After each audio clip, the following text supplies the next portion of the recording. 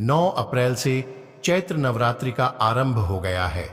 तो दोस्तों, हम आपको एक ऐसे पेड़ के बारे में बताने जा रहा है जिसे नवरात्रि के किसी भी दिन आपके उस पेड़ को छू लेने भर से आपकी किस्मत हमेशा के लिए बदल जाएगी। आपको करोड़ों पति बनने से कोई नहीं रोक पाएगा। आपकी सोई किस्मत हमेशा के लिए जग उठेगी। अगर आपका बिजनेस ठप पड़ गया है तो चलने लगेगा। आपके घर में पैसे भी नहीं टिकते तो बचना शुरू हो जाएगा। आपके नवग्रह आपका साथ देना शुरू कर देंगे। बस ये एक पेड़ को छूकर अपने घर आ जाना है तो इस चैनल को अभी सब्सक्राइब कर ले।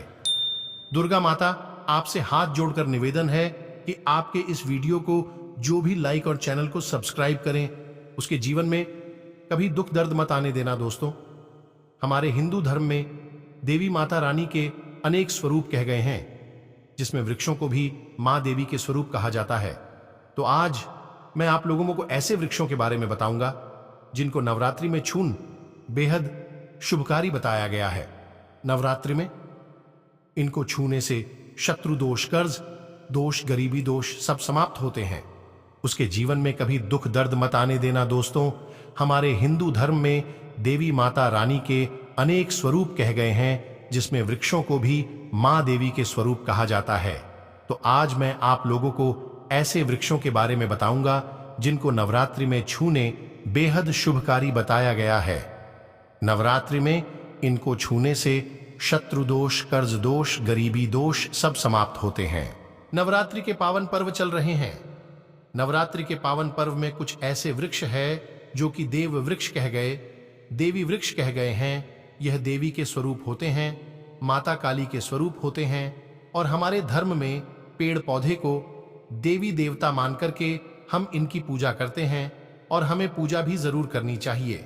साइंस भी कहता है पेड़ पौधे मनुष्यों को फ्री में प्राण वायु प्रदान करते हैं और पेड़ पौधे हमें ऑक्सीजन देते हैं और हमारे जो कार्बन डाइऑक्साइड होता है उसे ग्रहण करके सभी प्रकार के जितने भी नकारात्मक चीज होते हैं उसे अपने अंदर में स्वयं सुख लेता है और हमें हवा प्रदान करते हैं। पेड़ पौधे स्वयं तेज धूप में तपता है लेकिन मनुष्य को शीतल छाया प्रदान करता है। तो नवरात्रि के समय में कुछ ऐसे पेड़ पौधे हमारे धर्मशास्त्र में कहा गया है जिनको छूने मात्र से व्यक्ति के बंद किस्मत के ताले खुल जाते हैं, व्यक्ति का सौभाग्य चमक जाता है। हमारे शास्त्रों में पेड़ पौधों को बहुत ही गुणकारी कहा जाता है क्योंकि इनमें साक्षात देवता होते हैं।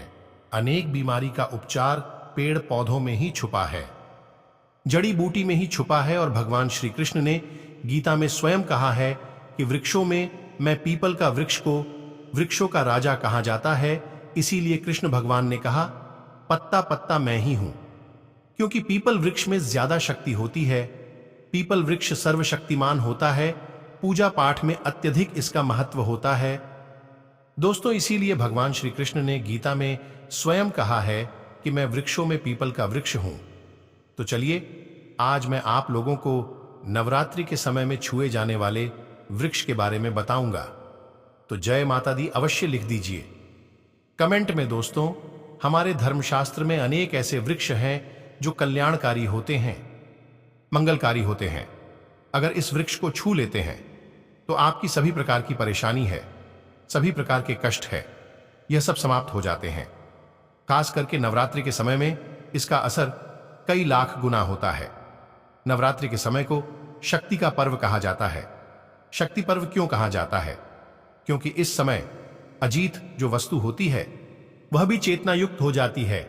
अर्थात इस समय जो शक्ति हमारे धरती लोक में आ जाती है, नवदुर्गा को क्या बोल सकते हैं हम? शक्ति बोल सकते हैं।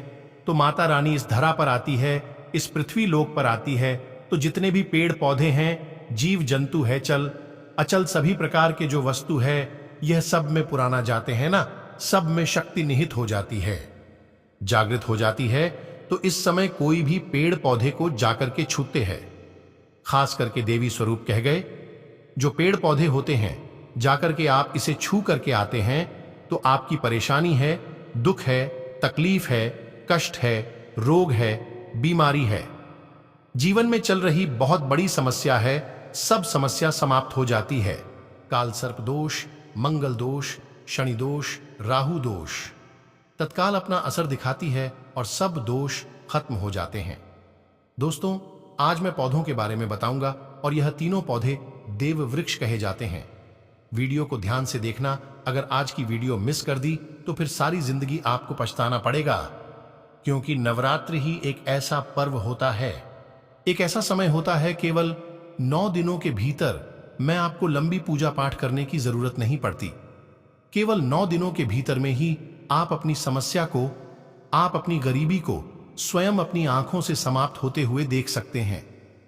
मैं जिस वृक्ष के बारे में बता रहा हूं, यह सारे वृक्ष आपको अपने घरों के आसपास में बहुत ही आसानी से मिल जाएंगे। दोस्तों, वीडियो में आगे बढ़ने से पहले, जानकारी बताने से पहले, अभी तक कमेंट बॉक्स में जय माता दी नहीं लिखे हैं तो जय माता दी जरूर लिखना। जब आप हमारे कमेंट बॉक्स में जय माता दी लिखते हैं तो हमें काफी हर्ष होता है, काफी उल्लास होता है। आप हमारी वीडियो को लाइक करते हैं तो हमारा मनोबल बना रहता है और आप लोगों के लिए इस प्रकार ज्ञान भरी जो अच्छी अच्छी जानकारी होती है, आप सभी लोगों के लिए लेकर के आते हैं। तो अगर आप इस प्रकार की जानकारी में इंटरेस्ट रखते हैं तो वास्तु सफर चैनल को अगर सपोर्ट करना चाहते हैं तो आप हमारे चैनल को सब्सक्राइब कर हमारा सपोर्ट जरूर करें। दोस्तों, मेरे जो उपाय होते हैं, आप लोगों को मैं सरल से सरल आसान उपाय बताता हूं। वह उपाय बहुत ही सरल होते हैं, बहुत ही आसान होते हैं और यह रामबाण की तरह काम करते हैं। जिस प्रकार प्रभु राम के जो पास होते हैं, उसी प्रकार मेरे वीडियो में बताए गए जो उपाय होते हैं अचूक होते हैं, कभी भी प्रभाव खाली ही नहीं होते हैं। तो वीडियो को ध्यान से देखना। कौन से ऐसे 3 वृक्ष है जिसे हमें ओम करके नवरात्रि के समय में जरूर लाना चाहिए। एक खास बात सभी दर्शकों को बताना चाहूंगा, नवरात्रि के समय में जितना ज्यादा हो सके देव वृक्ष की पूजा जरूर करना। दोस्तों, देव वृक्ष में कई प्रकार के वृक्ष होते हैं। चलिए मैं आप लोगों को बताना चाहूंगा कौन से वृक्ष को छूने से हमारी गरीबी मिट जाती है। पहले जो वृक्ष है बेल का वृक्ष, जो बेल का वृक्ष है, यह वृक्ष माता पार्वती के पसीने से उत्पन्न हुआ है। स्कंद पुराण के अनुसार जो माता पार्वती है यह देवी स्वरूप कही गई है, अर्थात यह नवदुर्गा के स्वरूप कही गई है। तो स्कंद पुराण की कथा में कहा गया है जो बेल का वृक्ष है माता पार्वती के पसीने से उत्पन्न हुआ है। इसकी डाली में पार्वती, जड़ में ब्रह्म, तने में विष्णु एवं समस्त जो हिस्से हैं उसमें भगवान शंकर जी बसते हैं। संध्या काल में शिव मंदिर के समीप या नवदुर्गा मंदिर के समीप जो बेल के वृक्ष है, इसके नीचे में घी का दीपक जलाने से व्यक्ति धनवान, गुणवान एवं पराक्रमी बनता है। व्यक्ति के सभी प्रकार के मनोरथ की पूर्ति होती है। हमारे धर्मशास्त्र यह भी कहते हैं नवरात्रि के समय में अगर कोई भी व्यक्ति, जी हां, नवरात्रि के समय में अगर कोई भी व्यक्ति बेल के वृक्ष को माता नवदुर्गा का ध्यान करते हुए 7 बार ओम करके आ जाते हैं तो ऐसे व्यक्ति की तत्काल, अगर उपवास व्रत रखा है, ध्यान से सुनिएगा, जो लोग उपवास व्रत रखे हैं ऐसे व्यक्ति की थकान, सुस्ती तत्काल चली जाती है। हमारे धर्मशास्त्र यह भी कहते हैं नवरात्रि के समय में अगर कोई भी व्यक्ति, जी हां, नवरात्रि के समय में अगर कोई भी व्यक्ति बेल के वृक्ष को माता नवदुर्गा का ध्यान करते हुए 7 बार ओम करके आ जाते हैं तो ऐसे व्यक्ति की तत्काल, अगर उपवास व्रत रखा है, ध्यान से सुनिएगा, जो लोग उपवास व्रत रखे हैं ऐसे व्यक्ति की थकान, सुस्ती तत्काल चली जाती है। ध्यान से सुनिए, जो व्यक्ति उपवास रखे हैं, व्रत रखे हैं, ऐसे व्यक्ति को नवरात्रि के समय में जितना ज्यादा हो सके संध्या काल में बेल के वृक्ष को जरूर छूना चाहिए। केवल आप ज्यादा नहीं छू सकते तो बेल वृक्ष के नीचे में घी का दीपक जरूर जला देना। दोस्तों, घी का दीपक जलते हैं तो इसके क्या फायदे मिलते हैं ये भी इस वीडियो में बताऊंगा। मैं सारी जानकारी इस वीडियो में विस्तार से बता रहा हूं, इसलिए आज की वीडियो थोड़ी बड़ी बन सकती है। हो सकता है 15 मिनट की वीडियो बन जाए, लेकिन अपना पूरा समय जरूर देना, क्योंकि जब हम उपवास व्रत रखते हैं तो हमारे शरीर में काफी थकान आ जाती है, हमारे शरीर में ऊर्जा की कमी होने लगती है। हालांकि हमें अध्यात्म ऊर्जा प्राप्त होती है, लेकिन हमारे शरीर में ऊर्जा की कमी होने लगती है। भोजन न करने के कारण हमारे शरीर में ऊर्जा की कमी होती है। और इस ऊर्जा को बरकरार रखने के लिए, इस ऊर्जा को प्राप्त करने के लिए हमें बेल वृक्ष को छूना चाहिए। दोस्तों, अनेक संत महात्माओं ने बेल वृक्ष के पत्ते को खाकर के तपस्या की है एवं कई प्रकार की सिद्धियां हासिल की हैं। धर्मशास्त्र कहते हैं अगर नवरात्रि के समय में बेल के पत्ते खा जाएं, तो जो व्यक्ति लंबे समय से जो मंत्र के जाप कर रहे हैं, सिद्ध प्राप्त नहीं हो पा रही है, फिर कुछ आप ऐसी सिद्धि को प्राप्त कर सकते हैं जो सिद्धि आपको काफी लंबे समय से प्राप्त नहीं हो रही है। तो बेल के पत्ते खाने से वृद्धि जल्दी प्राप्त होती है। इसके नीचे घी का दीपक जलाने से हमें सिद्धि की प्राप्ति होती है। सिद्धि का मतलब होता है कार्य में सफलता। तो जो लंबे समय से आपके कार्य नहीं हो पा रहे हैं, उसे कार्य में नवरात्रि के समय में जितने भी दिन हो सके, जब भी आपको समय मिले, तो शाम के समय में घी का दीपक जरूर जला देना। और अगर कोई भी व्यक्ति नवरात्रि के समय में, ध्यान से सुनिए, अगर कोई भी व्यक्ति नवरात्रि के समय में अगर बेल वृक्ष की जड़ में दूध चढ़ाते हैं, वह सभी प्रकार की व्याधि दूर होती है। अगर सिंदूर युक्त गंगा जल चढ़ाते हैं तो व्यक्ति की गरीबी मिट जाती है। अगर तेल चढ़ाते हैं, बेल वृक्ष के जल चढ़ाते हैं, तो सौभाग्य की प्राप्ति होती है। और अगर बेल के तीनों पत्तों में, दोस्तों ध्यान से सुनिए, त्रिदेवी कही गई है, जैसे कि महाकाली, महालक्ष्मी, मां सरस्वती।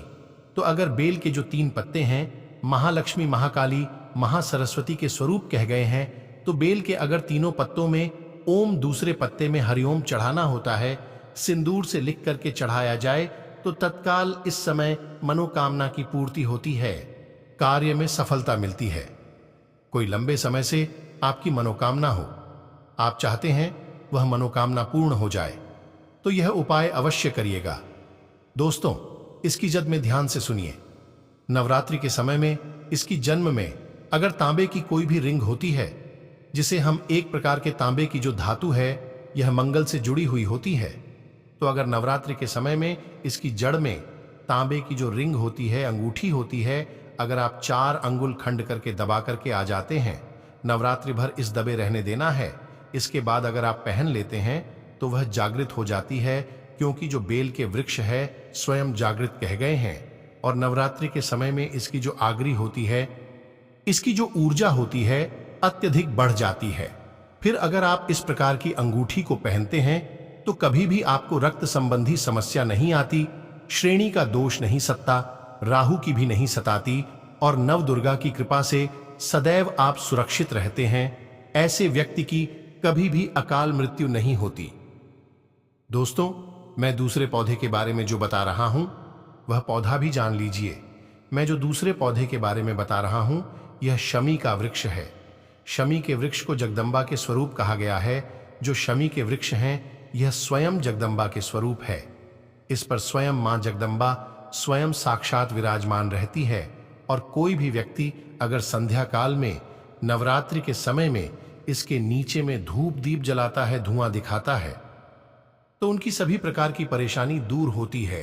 धर्मशास्त्र कहते हैं अगर कोई भी व्यक्ति नवरात्रि के पूरे समय में हो सके, अगर आप एक दिन भी करना चाहते हैं, तो आप यह उपाय एक दिन भी कर सकते हैं। पंचमी या सप्तमी के दिन कर सकते हैं। तो हमारे धर्मशास्त्र में कहा गया है, अगर नवरात्रि के समय में लाल चुन्नी अगर कोई भी व्यक्ति मनोकामना बोलते हुए शमी के वृक्ष में बांधे, तो वह मनोकामना की पूर्ति होती है। लाल चुन्नी अगर कोई भी महिला जाकर के बांधे, तो उन्हें सौभाग्य की प्राप्ति होती है, उसके पति की कभी भी अकाल मृत्यु नहीं होती। इसकी जड़ में सिंदूर डालने से व्यक्ति को आरोग्य की प्राप्ति होती है। जो लोग लंबे समय से बीमार पड़े हैं, ऐसे व्यक्ति के जो घर में रहने वाले सदस्य हैं, तो वह लोग जो बीमार पड़े हैं, उनके शरीर से 7 बार सिंदूर को उतारा करके शमी की जड़ में डाल सकते हैं, तो उनके रोग जल्दी ठीक हो जाएंगे। जो लोग लंबे समय से बीमार पड़े हैं, या फिर आप बीमारी से बचना चाहते हैं, निरोग रहना चाहते हैं, तो इसकी जड़ में सिंदूर जरूर डाल देना। मनोकामना पूर्ति करने के लिए मैं एक मंत्र बता रहा हूं। इस मंत्र को बोलते हुए शमी के वृक्ष को छूना है।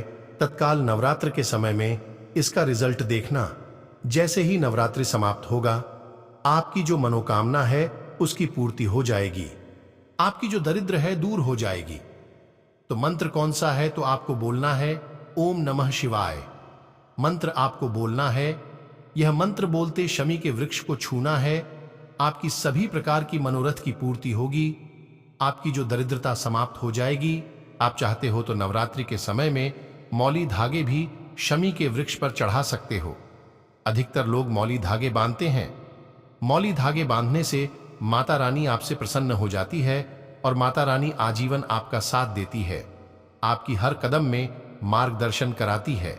इसकी जड़ की मिट्टी लाकर के ध्यान से सुनिए। नवरात्रि के समय में अगर आप जो है नवदुर्गा के उपवास नहीं कर पा रहे हैं, व्रत नहीं कर पा रहे हैं किसी कारणवश, तो केवल इसकी जड़ की मिट्टी लाकर के नवरात्रि के समय में स्नान करने से व्यक्ति का भाग्य उदय हो जाता है, व्यक्ति का भाग्य चमक जाता है, व्यक्ति की जो फूटी किस्मत होती है वह भी चमक जाती है। आप में से अधिकतर लोग बोलते हैं ना कि हमसे लक्ष्मी नाराज हो चुकी है, लक्ष्मी हमारे घर में आना ही बंद कर चुकी है। तो आप चाहते हैं कि लक्ष्मी की कृपा प्राप्त हो जाए, तो नित्य नवरात्रि के समय में इसकी मिट्टी को लाकर के नवरात्रि के समय में स्नान करना शुरू कर दीजिए। नहाने वाले पानी में डाल करके स्नान करना शुरू कर दीजिए।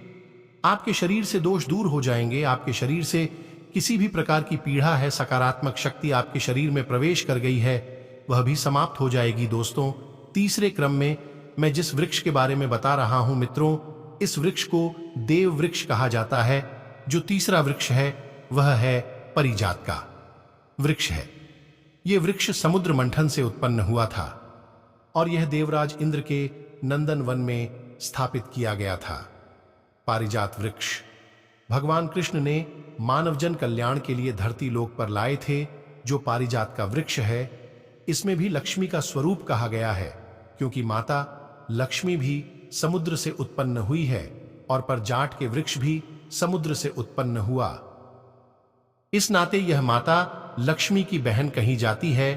तो ऐसा माना जाता है कि कोई भी मनुष्य उनके शरीर में कितनी भी ज्यादा थकान हो, कितनी भी पीड़ा हो, जैसे कि नवरात्रि के अगर आप व्रत रख रहे हैं, व्रत के दौरान अगर आपके शरीर में थकान है, पीड़ा है, तो पारिजात के वृक्ष को शाम के समय में छू कर के जरूर आ जाना है।